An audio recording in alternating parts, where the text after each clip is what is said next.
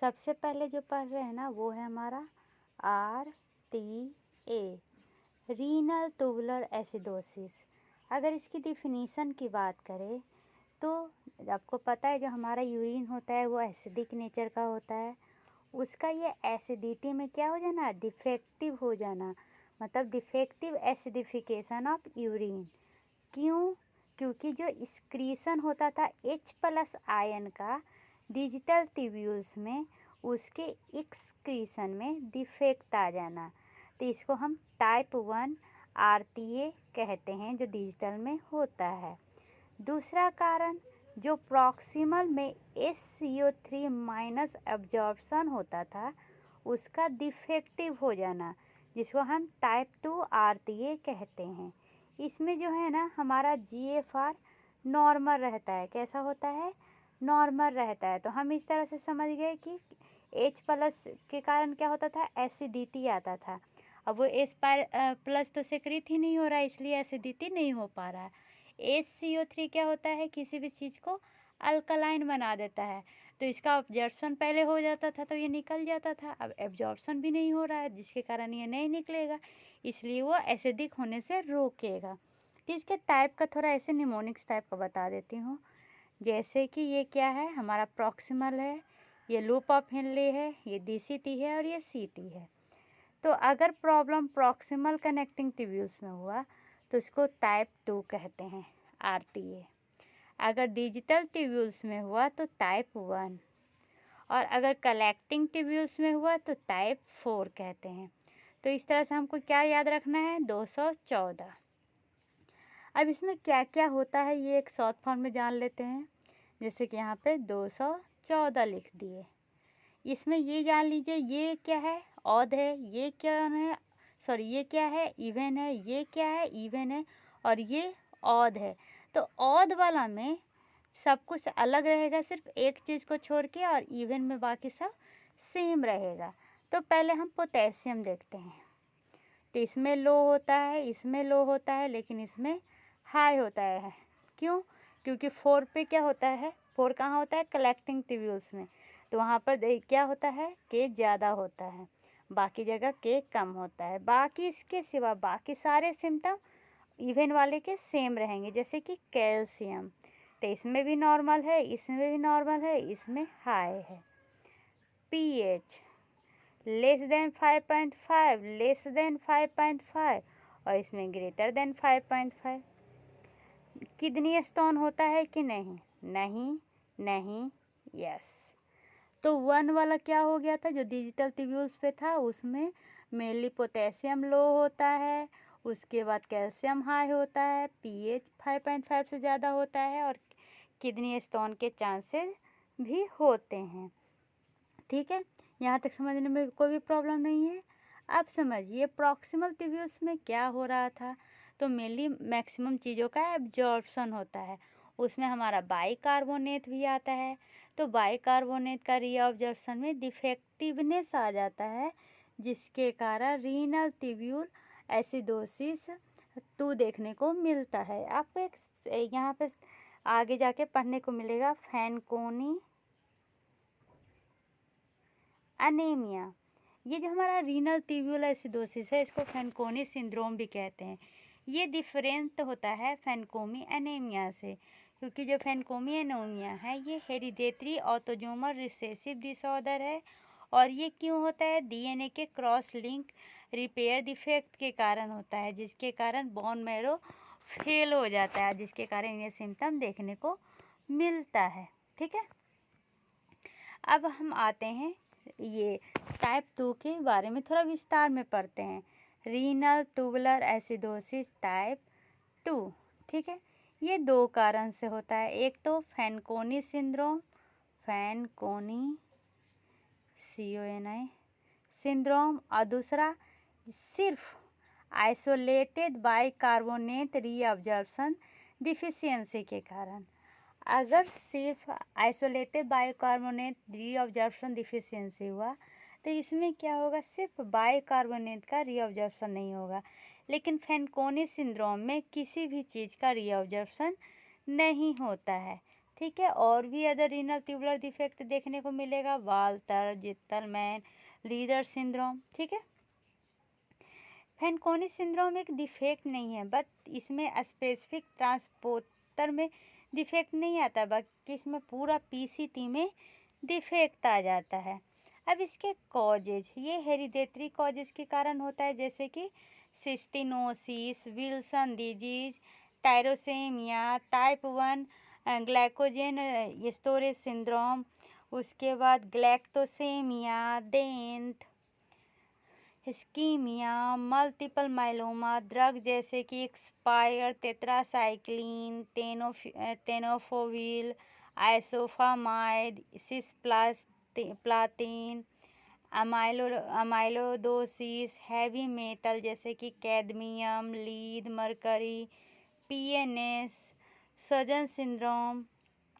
Clinical presentation में क्या होगा, पोलीयूरिया होंगे, पोलीडिप्सिया होंगे, उसके कारण हाइपोवोलेमिया होंगे। पोलीयूरिया कहने का क्या मतलब है कि greater than 3 litre per day urine निकलेगा। पोलीडिप्सिया कहने का क्या मतलब है, प्यास ज़्यादा लगेगा और ये ज़्यादा फॉस्फेट का एक्सक्रीशन होगा, इसी कारण हाइपोफॉस्फेटेमिया और रिकेट्स देखा जाता है, क्योंकि ब्लड में फॉस्फेट कम हो जाते हैं। एडल्ट में ऑस्टियोमैलेशिया देखने को मिलता है और चिल्ड्रन में ग्रोथ फेल्यूर और पोलीयूरिया देखने को मिलता है, ठीक है।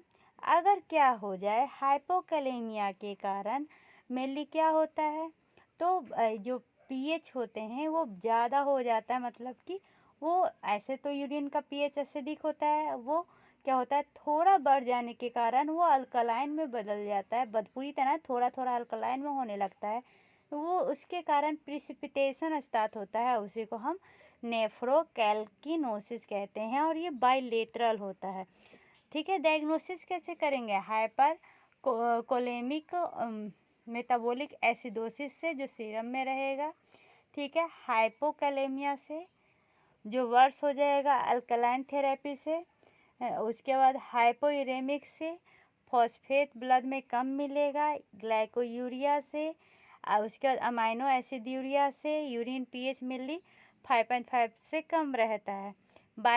इसका क्या करेंगे, इसको बाइकार्बोनेट इन्फ्यूजन टेस्ट से भी हम इसका डायग्नोसिस करेंगे। ट्रीटमेंट में हम थियाजिड डायरेटिक देंगे, अल्कालाइन प्लस पोटेशियम सिट्रेट देंगे।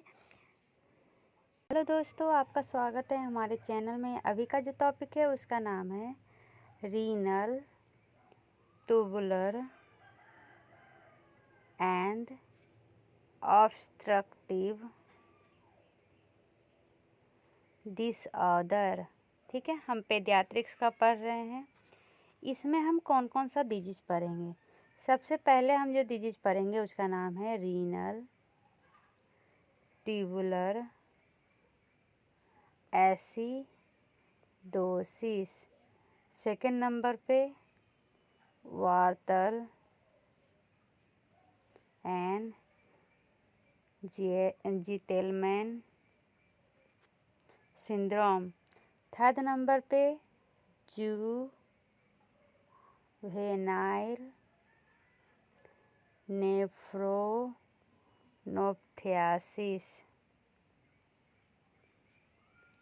चौथा नंबर पे डायबिटीज मेलिटस। इसके अंदर इतना पढ़ेंगे। पहले शॉर्ट डिस्कशन करते हैं, उसके बाद इसको पूरा एक्सप्लेन करेंगे। सबसे पहले रीनल ट्यूबुलर एसिडोसिस, ये होता क्या है, तो इसमें देखें नाम क्या है, एसिडोसिस। आपको पता है जो हमारा यूरिन होता है वो कैसा नेचर का होता है, एसिडिक नेचर का होता है। उसका पीएच लगभग जो नॉर्मल यूरिन रहता है ना उसका 6 होता है, ठीक है। तो ये जो एसिडिफिकेशन है उसमें डिफेक्टिवनेस आ जाएगा, डिफेक्टिव एसिडिफिकेशन ऑफ यूरिन।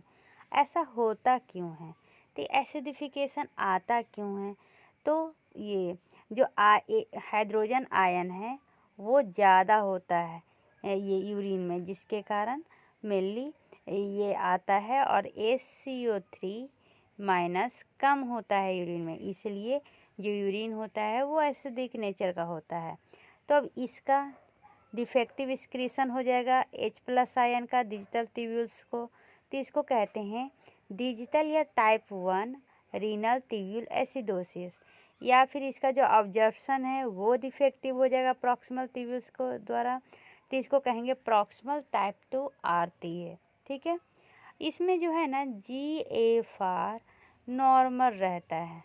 ठीक है, क्लिनिकल फीचर्स में क्या रहेगा, तो बच्चा को बहुत ज़्यादा प्यास लगेगा, वोमिटिंग होगी, कॉन्स्टिपेशन होंगे, और उसके बाद ये जनरलाइज मसल वीकनेस दिखेगा, रिकेट्स दिखेंगे। और डिजिटल RTA में क्या होगा, डिजिटल RTA जो टाइप 1 RTA था जिसमें कि एक्सक्रीशन जो था वो कम हो जा रहा था, तो बहुत ज़्यादा यूरिया होगा, बहुत ज़्यादा ये पोलीडिप्सिया होगा, नेफ्रोकैल्किनोसिस होगी। नेफ्रोकैल्किनोसिस क्या होता है, क्या होता है ना, लिख देते हैं पहले स्पेलिंग तो आपको समझने में इजी होगी। नेफ्रोकैल्किनोसिस, इसमें मेनली क्या होता है, तो जैसे कि यूरिन का जितना pH होता है वो एसिडिक pH होता है, वो थोड़ा भी ज़्यादा हो जाता है तो अल्कलाइन pH में होने लगता है, जिसके कारण प्रिसिपिटेशन स्टार्ट होता है, और इसी प्रिसिपिटेशन को हम नेफ्रोकैल्किनोसिस कहते हैं। और क्या क्या होगा, तो नेफ्रोलिथियासिस।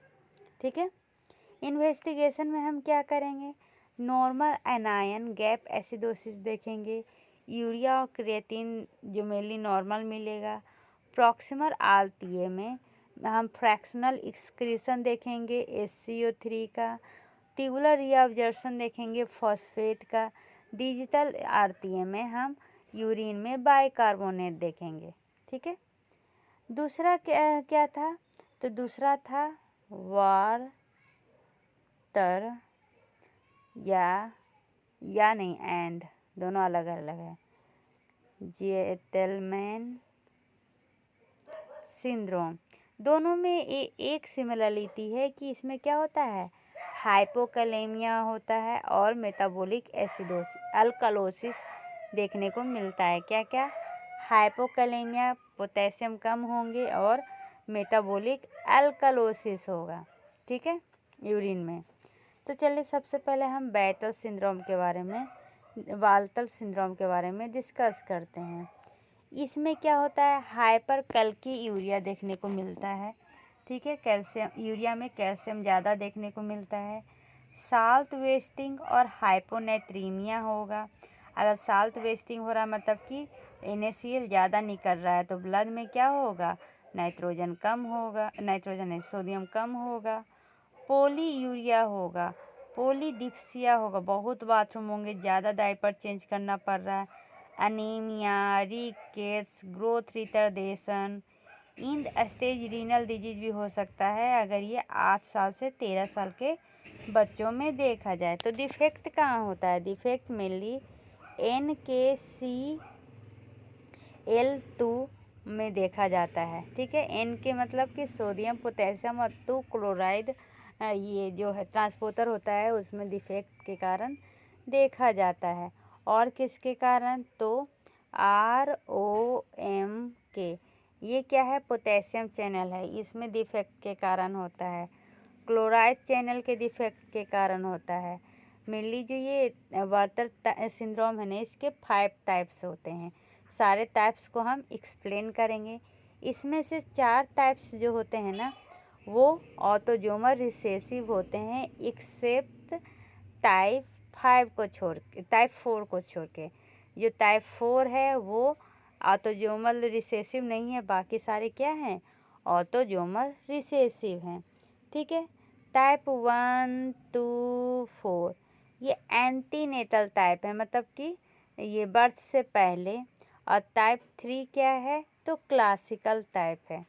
ठीक है, ट्रीटमेंट में हम क्या देंगे, पोटेशियम का सप्लीमेंट देंगे और इंडोमेथासिन देंगे। अब तीसरा आते हैं जेटलमैन सिंड्रोम। ये जो जेटलमैन सिंड्रोम है इसमें क्या होगा, हाइपोकैल्सीमिया होगा, हाइपोमैग्नीशियम होगा। Defect mainly NCCT NaCl transporter में प्रॉब्लम हो जाने के कारण होता है। कहाँ पर? तो डिजिटल ट्यूब्यूल्स में। ठीक है, अब आते हैं जुवेनाइल नेफ्रोनोप्थियासिस में। इसमें यूरिन कंसंट्रेशन इम्पेयर हो जाता है। पोलीयूरिया, पोलीडिप्सिया मेनली 3 से 5 साल के एज में देखा जाता है। अनीमिया, रिकेट्स, ग्रोथ रिटार्डेशन, अगर आज से 13 साल के बच्चों में हो जाए तो इन स्टेज रीनल डिजीज देखने को मिलेगा। अब आता है डायबिटीज इंसिडिपस। इसमें क्या होता है? पोलीयूरिया होता है, क्योंकि जो एडीएच का एक्शन है वो कम हो जाता है। इसमें हम एंटी डायरेटिक हार्मोन की तरह ये काम करता है। 2 टाइप का होता है, सेंट्रल डीआई और नेफ्रोजेनिक डीआई।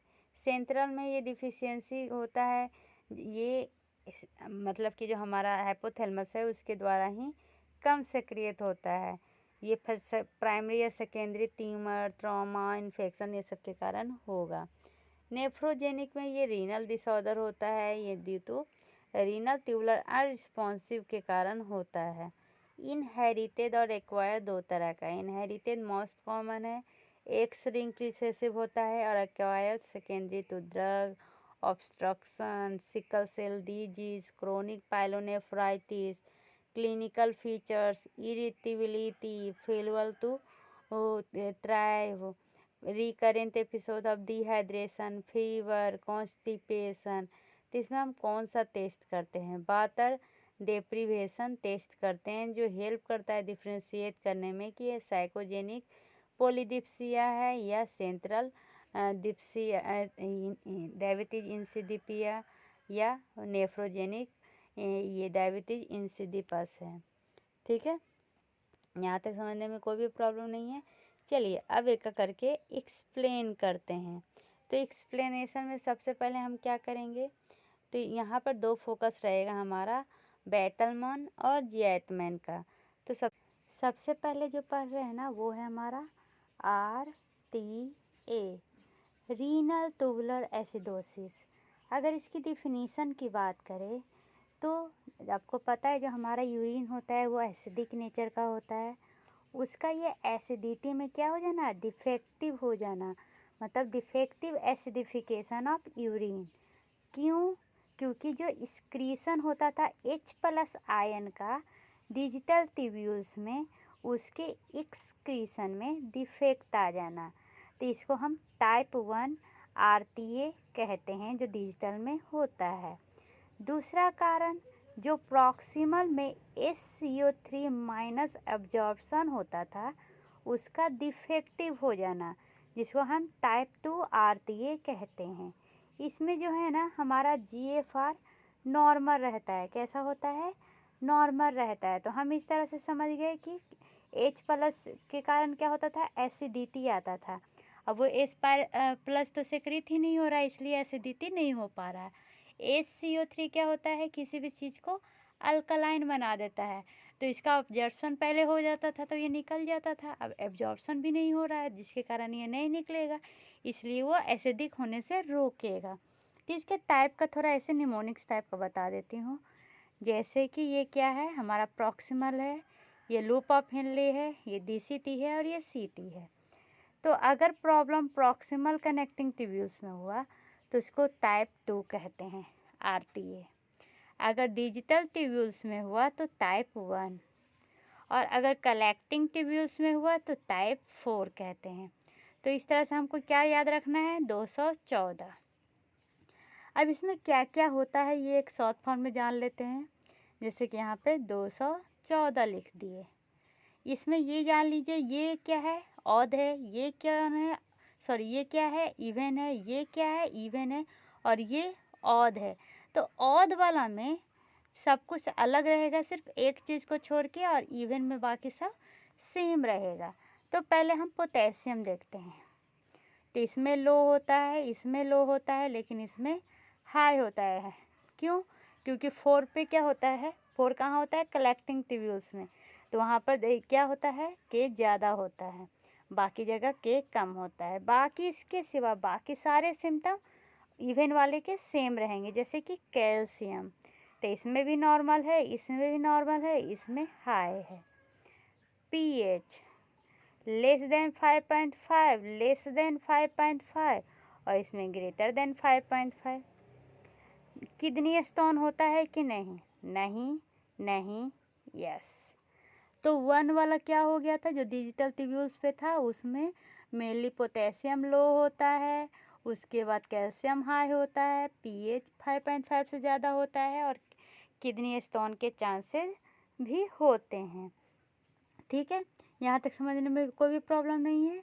अब समझिए प्रॉक्सिमल ट्यूब्यूल्स में क्या हो रहा था। तो मेनली मैक्सिमम चीज़ों का एब्जॉर्प्शन होता है, उसमें हमारा बाइकार्बोनेट भी आता है। तो बाइकार्बोनेट का रीअब्जॉर्प्शन में डिफेक्टिवनेस आ जाता है, जिसके कारण रीनल ट्यूब्यूल एसिडोसिस 2 देखने को मिलता है। आपको एक यहाँ पे आगे जाके पढ़ने को मिलेगा फैनकोनी एनीमिया। ये जो हमारा रीनल ट्यूब्यूल एसिडोसिस है, इसको फैनकोनी सिंड्रोम भी कहते हैं। ये डिफरेंट होता है फैनकोमी एनीमिया से, क्योंकि जो फैनकोमी एनीमिया है ये हेरिडेटरी ऑटोसोमल रिसेसिव डिसऑर्डर है। और ये क्यों होता है? डीएनए के क्रॉस लिंक रिपेयर डिफेक्ट के कारण होता है, जिसके कारण बोन मैरो फेल हो जाता है, जिसके कारण ये सिम्टम देखने को मिलता है। ठीक है, अब हम आते हैं ये टाइप 2 के बारे में थोड़ा विस्तार में पढ़ते हैं। Renal tubular acidosis type 2। ठीक है, ये 2 कारण से होता है। एक तो Fanconi syndrome, Fanconi CONI syndrome, और दूसरा सिर्फ आइसोलेटेड बाइकार्बोनेट रीअब्जॉर्प्शन डिफिशियंसी के कारण। अगर सिर्फ आइसोलेटेड बाइकार्बोनेट रीअब्जॉर्प्शन डिफिशियंसी हुआ तो इसमें क्या होगा, सिर्फ बाइकार्बोनेट का रीअब्जॉर्प्शन नहीं होगा, लेकिन फैनकोनी सिंड्रोम में किसी भी चीज़ का रीअब्जॉर्प्शन नहीं होता है। ठीक है, और भी अदर रीनल ट्यूबुलर डिफेक्ट देखने को मिलेगा, वाल्टर, जित्तलमैन, लीडर सिंड्रोम। ठीक है, फैनकोनी सिंड्रोम एक डिफेक्ट नहीं है, बट इसमें स्पेसिफिक ट्रांसपोर्टर में डिफेक्ट नहीं आता, बल्कि इसमें पूरा पीसीटी में डिफेक्ट आ जाता है। अब इसके कॉजेज, ये हेरिडेटरी कॉजेज के कारण होता है, जैसे कि cystinosis, Wilson disease, tyrosinaemia, type 1 glycogen storage syndrome, उसके बाद galactosaemia, Dent, ischaemia, multiple myeloma, drug जैसे कि expire, tetracycline, tenofovir, ifosfamide, cisplatin, amyloidosis, heavy metal जैसे कि cadmium, lead, mercury, PNS, Sjogren syndrome.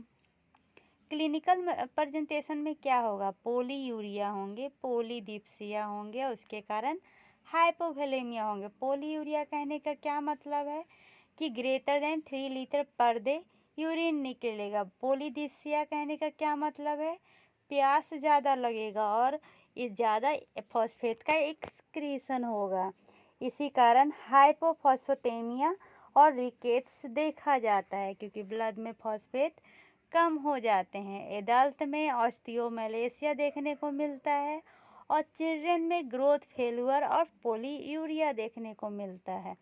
ठीक है, अगर क्या हो जाए हाइपोकैलेमिया के कारण मेनली क्या होता है, तो जो पीएच होते हैं वो ज़्यादा हो जाता है, मतलब कि वो ऐसे तो यूरिन का पीएच एसिडिक होता है, वो क्या होता है थोड़ा बढ़ जाने के कारण वो अल्कलाइन में बदल जाता है, पूरी तरह थोड़ा थोड़ा अल्कलाइन में होने लगता है। वो उसके कारण प्रिसिपिटेशन स्टार्ट होता है, उसी को हम नेफ्रोकैल्किनोसिस कहते हैं, और ये बाइलेटरल होता है। ठीक है, डायग्नोसिस कैसे करेंगे, हाइपर कोलेमिक मेटाबॉलिक एसिडोसिस से जो सीरम में रहेगा। ठीक है, हाइपोकैलेमिया से जो वर्स हो जाएगा अल्कलाइन थेरेपी से, उसके बाद हाइपोयूरेमिक से फॉस्फेट ब्लड में कम मिलेगा, ग्लाइकोयूरिया से, और उसके बाद अमाइनो एसिड यूरिया से यूरिन पीएच मिली 5.5 से कम रहता है। इसका क्या करेंगे, इसको बाइकार्बोनेट इन्फ्यूजन टेस्ट से भी हम इसका डायग्नोसिस करेंगे। ट्रीटमेंट में हम थियाजित डायरेटिक देंगे, अल्कालाइन प्लस पोटेशियम सिट्रेट देंगे। चलो तीनों टाइप के बारे में एक्सप्लेन करते हैं। यहाँ पे लिख देते हैं टाइप 1, टाइप 2, टाइप 3। तो था नहीं टाइप 4। टाइप 1 होता था डिजिटल पे, टाइप 2 हुआ था प्रॉक्सिमल पे, और टाइप 4 भी डिजिटल पे। तो ये पोटेशियम के बारे में तो बता दिया था, इसमें लो होता है, इसमें भी लो होता है, और इसमें हाई होता है। उसके बाद ये यूरिन पीएच भी बता दिए थे, फिर फ्रैक्शनल SCO3 एक्सक्रीशन भी बता दिए थे। फैनकोनी सिंड्रोम फर्स्ट में एब्सेंट होता है, फोर्थ में एब्सेंट होता है, 2 में प्रेजेंट होता है। यूरिन नेट चार्ज टाइप 1 में पॉजिटिव होता है, टाइप 2 में भी पॉजिटिव, और टाइप 4 में भी positive. Response to therapy, response प्रोमोनोट्री, पुअर रिस्पॉन्स, मॉडरेट रिस्पॉन्स। अब किसका किससे एसोसिएशन है? टाइप 1 का नेफ्रोकैल्किनोसिस से, टाइप 2 का फैनकोनी सिंड्रोम से, टाइप 4 का तो रीनल इंसफिशियंसी से। ठीक है, यहाँ तक समझने में कोई भी प्रॉब्लम नहीं हुआ होगा। अब चलिए देखते हैं इसका इटियोलॉजी। तो टाइप 1, टाइप 2, टाइप 4। अगर इसमें पूछे मोस्ट कॉमन टाइप कौन सा है, तो टाइप 4 मोस्ट कॉमन ये टाइप होता है। ठीक है, उसके बाद इटियोलॉजी क्या है? तो ये जो टाइप 1 है वो हेरिडेटरी होता है, एम्फोटेरिसिन के कारण होता है, ये कोलाजन वेस्कुलर डिजीज के कारण होता है, चिरहोसिस, नेफ्रोकैल्किनोसिस और मल्टीपल माइलोमा। टाइप 2 भी हेरिडेटरी होता है, लेकिन ये फिर sulphonamide, carbonic anhydrase inhibitor, Fanconi syndrome, multiple myeloma. Type 4 hyporeninaemic, hypoaldosteronism, hypertension, diabetes mellitus, aldosterone resistance, इतने कारण से होते हैं। ठीक है, अब चार्ट बना के समझते हैं। मान लीजिए कि यूरिन में पॉजिटिव एनायन गैप मिला। क्या? Positive anion gap. तो इससे क्या होगा? डिजिटल रीनल डिफेक्ट होंगे। अब इसमें जो प्लाज्मा का पोटेशियम है, या तो नॉर्मल रहेगा या घटा हुआ रहेगा या बढ़ा हुआ रहेगा। अगर घटा हुआ रहा तो हम क्या करेंगे? तो सबसे पहले यूरिन का पीएच देखेंगे कि एसिड लोड कितना है। अगर एसिड लोड 5.5 से ज़्यादा है तो हम क्या करते हैं? सोडियम बाइकार्बोनेट लोड देखते हैं। अब वो 20 से कम है या 20 से ज़्यादा है। अगर 20 से कम है तो डिजिटल RTA होगा, सेकेंडरी डिफेक्ट है। हमें देखना पड़ेगा नेफ्रोकैल्किनोसिस के। और अगर 20 से कम है, ठीक है, तो क्या करेंगे? हाइपरकैलेमिया डिजिटल RTA हो सकता है, ये वोल्टेज डिपेंडेंट डिफेक्ट है। और देखेंगे सोडियम ट्रांसपोर्ट डिफेक्ट को। अगर न ज़्यादा है न कम है तो हम अल्डोस्टेरोन डिफिशियंसी देखेंगे। ठीक है, इस तरह से ये रीनल वाला समझ में आ गया। अब आते हैं इसके पहले डिजीज में। दूसरे डिजीज का नाम क्या था? तो बाल्टर सिंड्रोम मेनली होता क्यों था? तो ये अगला जो टॉपिक है उसका नाम है बाल्टर, BARTTER,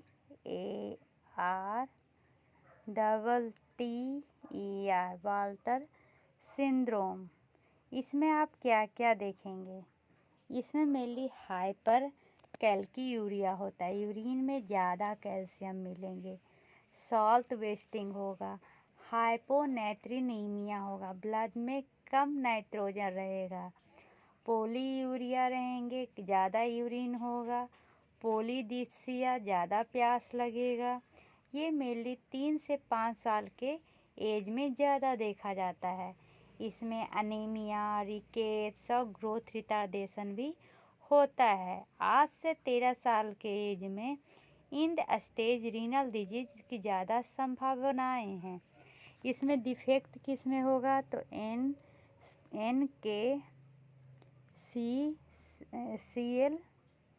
NKCl2- में होगा। ठीक है, उसके बाद और किस में होगा ROM पोटेशियम चैनल में होगा और क्लोराइड चैनल में होगा। तो ये मेनली 3 डिफेक्ट के कारण होता है।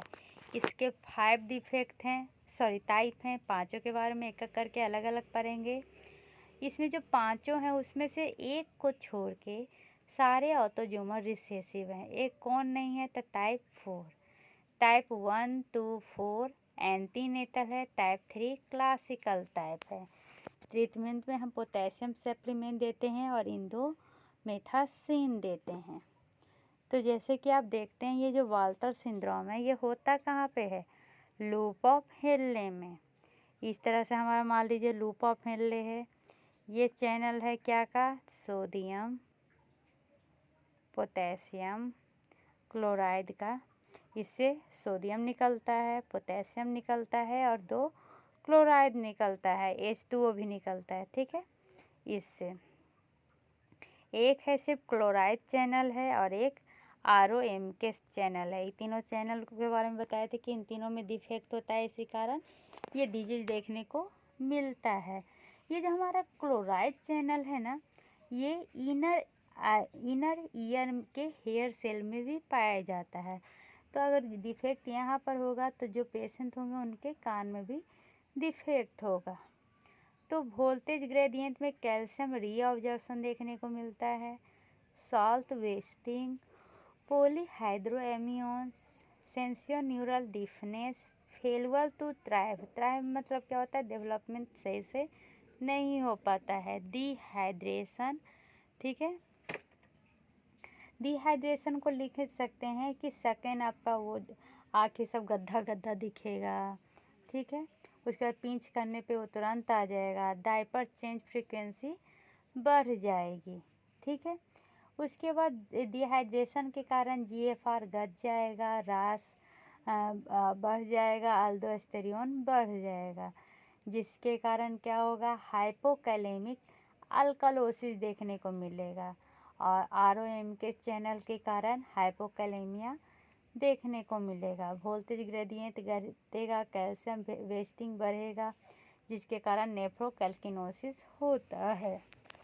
ठीक है, और इसका जब हम वर्कअप करेंगे तो सीरम का इलेक्ट्रोलाइट क्या होगा, सीरम का इलेक्ट्रोलाइट में सोडियम क्या होंगे, कम होंगे, पोटेशियम कम होगा सीरम में, यूरिन का ऑस्मोलरिटी कम होगा, 24 आवर यूरिन क्लोराइड ज़्यादा होगा, urine calcium 24 hour urine calcium ज़्यादा होगा, और फिर जो ये मैग्नीशियम है सीरम में वो नॉर्मल होगा। तो ट्रीटमेंट में ड्रग ऑफ चॉइस में इंडोमेथासिन देते हैं। और जब हम इंडोमेथासिन इंडोमेथासिन किस किस में देते हैं तो PDA में देते हैं, PDA एक्यूट गॉट में देते हैं, फिर एक्यूट माइग्रेन में देते हैं, साल्ट सप्लीमेंटेशन देते हैं और पोटेशियम देते हैं। ठीक है, इसके फीचर्स की बात करें तो इसमें नॉर्मल तो लो BP होता है, मेटाबॉलिक अल्कलोसिस होते हैं, उसके बाद माइल्ड हाइपोमैग्नेशिया या नॉर्मल मैग्नेशिया देखने को मिलेगा। रीनल पोटेशियम वेस्टिंग के कारण मसल क्रैम्प और पीरियोडिक पैरालिसिस देखने को मिलेगा। NaCl वेस्टिंग होंगे। ठीक है, और ये मेनली होता कहाँ है, thick part of ascending loop of Henle पे। ठीक है, उसके बाद हम इसका ट्रीटमेंट में क्या करेंगे, लाइफ लॉन्ग थेरेपी कराएंगे। पोटेशियम मैग्नीशियम सप्लीमेंट का हाई डोज देंगे, स्पिरोलैक्टोन या अमाइलोराइड का एनसिड देंगे, एसियन इनहिबिटर देंगे। ठीक है, तो अगर अब एक बार पूरा विस्तार में बात करते हैं। ये एक इनहेरिटेड जेनेटिक म्यूटेशन होता है आयन ट्रांसपोर्टर या ये चैनल का, और ये कहाँ पे होता है तो थिक असेंडिंग लिंफ या DCT में। तो इसमें हम पहले वाल्टर सिंड्रोम पढ़ते हैं। वाल्टर सिंड्रोम में क्या होता है, मेनली 5 टाइप होता है, जिसमें आयन ट्रांसपोर्टर प्रोटीन जो असेंडिंग लिंफ में होता है लूप ऑफ हेनले में, उसमें क्या हो जाता है, डिफेक्ट आ जाता है। तो सबसे पहला जो डिफेक्ट आता है उसको कहते हैं टाइप 1।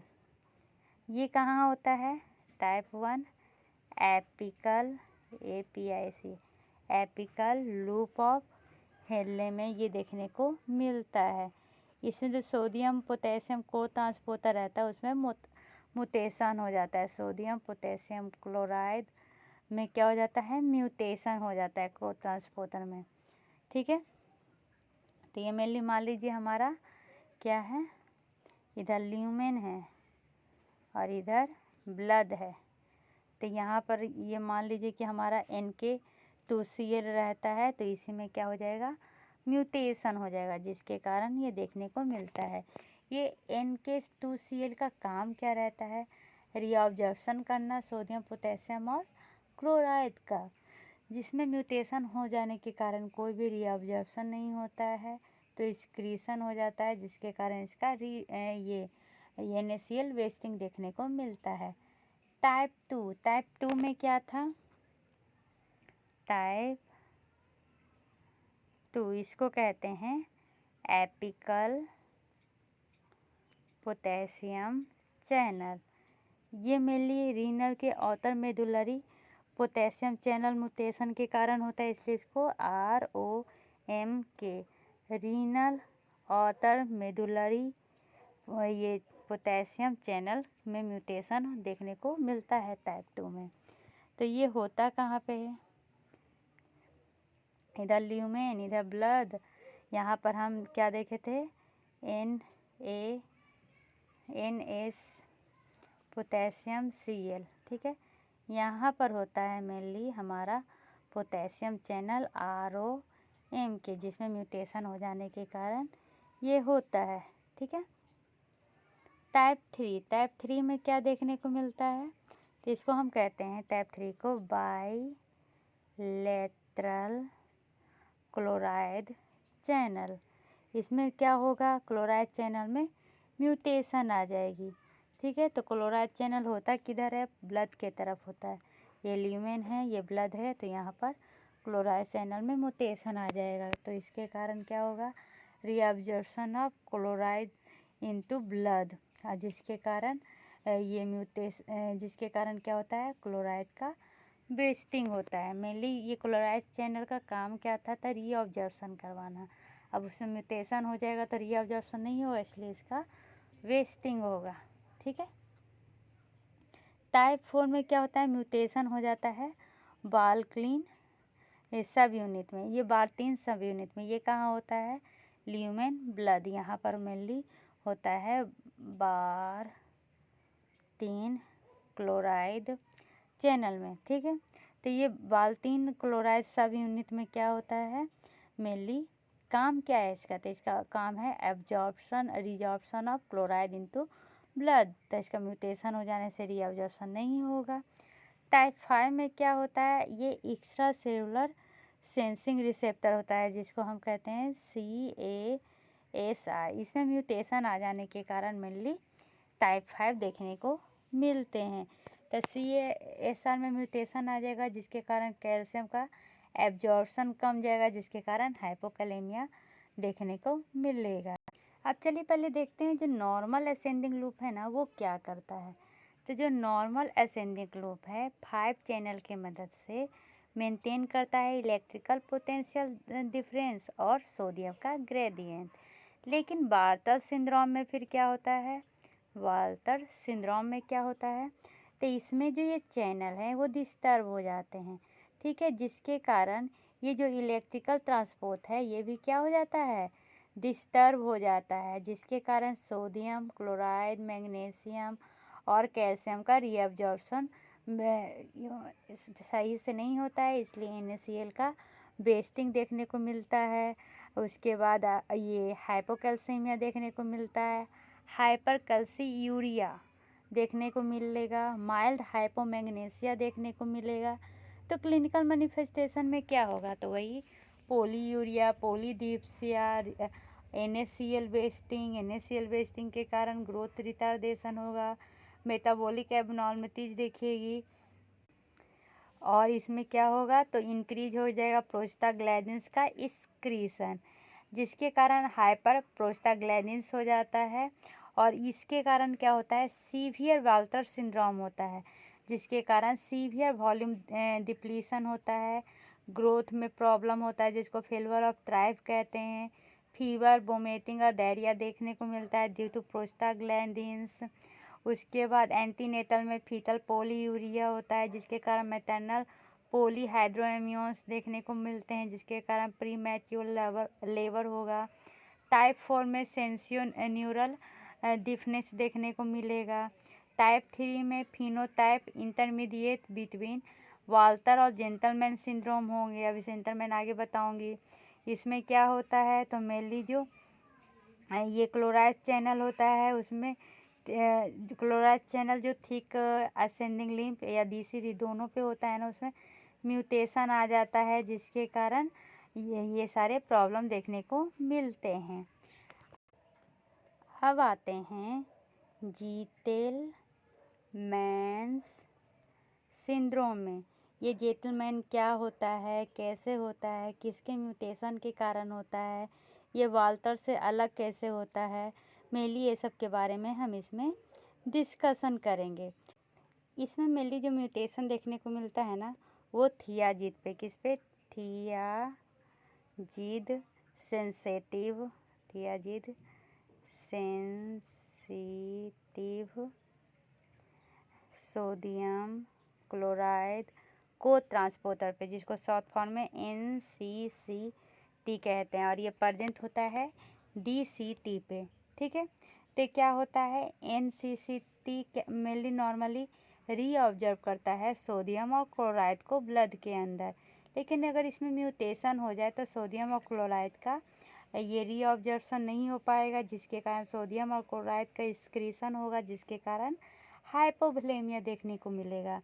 और इसमें सीवियर मैग्नीशियूरिया भी सीवियर हाइपोमैग्नीसेमिया, मतलब ब्लड में मैग्नीशियम कम और यूरिन में मैग्नीशियम ज़्यादा देखने को मिलता है, लेकिन इसके पीछे का रीजन अननोन है। क्लिनिकल फीचर में अभी देखें, NaCl वेस्टिंग होता है, मैग्नीशियम वेस्टिंग होता है, जिसके कारण न्यूरोमस्कुलर सिम्टम दिखेंगे, जैसे कि fatigue, weakness, carpopedal spasm, cramp, tetany, ये सब देखने को मिलेंगे। ये जो कॉर्पोपेडल स्पाज्म, क्रैम्प, टेटनी है, ये कैल्सीमिया के कारण होता है। अब ये वाल्टर और जेंटलमैन सिंड्रोम में क्या सेम है, तो दोनों में लॉस ऑफ ये सोडियम क्लोरीन हुआ था यूरिन का, ये पोलीयूरिया हुआ था, हाइपोवोलेमिया हुआ था। और इसके कारण जो होता है ना, रास सिस्टम एक्टिवेट हो जाता है, जिसके कारण क्या होता है, मेनली ये सोडियम ज़्यादा हो जाते हैं, अल्डोस्टेरोन सिंड्रोम। उसके बाद सोडियम का रीअब्जॉर्प्शन बढ़ जाता है, ये मेनली ऐसे देखा जाता है। लेकिन अब सोडियम रीअब्जॉर्प्शन में क्या हो जाएगा, प्रॉब्लम हो जाएगा, जिसके कारण सिक्रेशन होगा पोटेशियम आयंस का, जिसके कारण हाइपोकैलेमिया होता है, और इसके कारण मेटाबॉलिक अल्कलोसिस होता है। वाल्टर सिंड्रोम में रास एक्टिवेट हो जाता है, लेकिन इसके बाद साइक्लोऑक्सीजिनेज 2 भी एक्टिवेट होता है, जिसके कारण प्रोडक्शन होता है प्रोस्टाग्लैंडिन्स का, जिसके कारण हाइपर प्रोस्टाग्लैंडिन्स E2 सिंड्रोम होता है। डायग्नोसिस तो डायरेटिक एब्यूज वाले में ज़्यादा देखने को मिलेगा, ठीक है, जिसको डिस्टिंग्विश किया जाता है मेनली यूरिन को स्क्रीन करके। जेंटलमैन में क्या होगा, तो सीवियर हाइपोमैग्नीसिया, सीवियर हाइपोकैल्सीमिया दिखेगा, लेकिन वाल्टर में माइल्ड हाइपोमैग्नीसिया, सीवियर हाइपर कैल्सीमिया देखेगा। ठीक है, दोनों एक दूसरे का अपोजिट है। गीतलमैन में मेनली हाइपर कैल्कीमिया देखने को मिलेगा, लेकिन बाल्टर सिंड्रोम में नेफ्रोकैल्कीन्यूरिया और प्रोलैक्टीमिया देखने को मिलेगा। हाइपोकैल्सीमिया देखने को मिलेगा, प्रोलैक्टीमिया नहीं, हाइपोकैल्सीमिया देखने को मिलेगा। ठीक है, तो लाइफ लॉन्ग मेनली ट्रीटमेंट किया जाता है पोटेशियम और मैग्नीशियम का। एनसिड भी दिया जाता है जो मेनली पोलीयूरिया और वेस्टिंग को कम करता है बार्टर सिंड्रोम में। जेंटलमैन में हाइपोमैग्नीसिया होता है, जिसके कारण हाइपोकैलेमिया दिया जाता है जो कंट्रोल करता है मसल वीकनेस को।